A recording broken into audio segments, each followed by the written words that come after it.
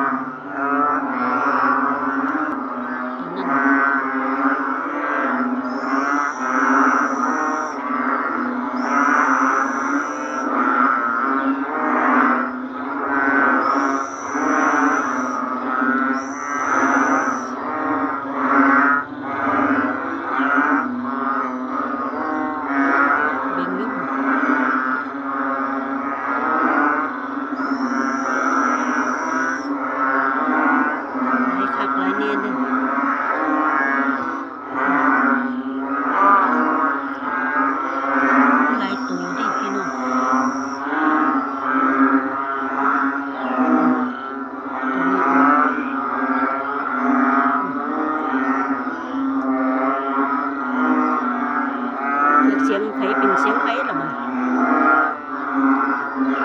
เสียงไผเป็นเสียงไผมันเสียงไผเป็นเสียงไผล่ะมันลูกค้าข่อยนี่ก็มีแข่งกันร้องมันพาพี่น้องมาฟังนักร้องร้องเพลงเสียงกันน้องร้องตัวใดสิเสียงม่วนกว่ากันตัวนี้ก็เบ่งว่าซั่นตัวนี้ก็เบ่งว่าซั่นเอาร้อยมาเอาร้อยไปใส่เอาร้อยตัวนี้ไงนั่นก็ร้อยมานี่ก็ร้อยมา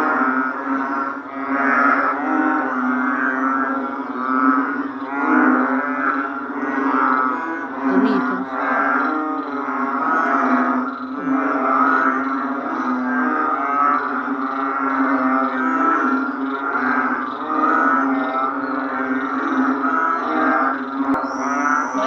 กับแม่นี่แม่นำดิ๊กๆ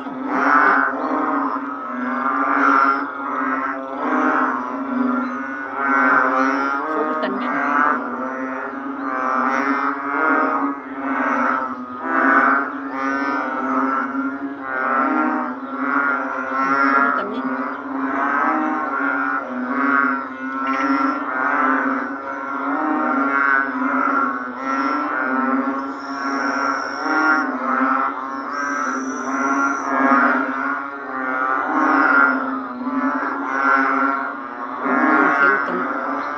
เสียงกัน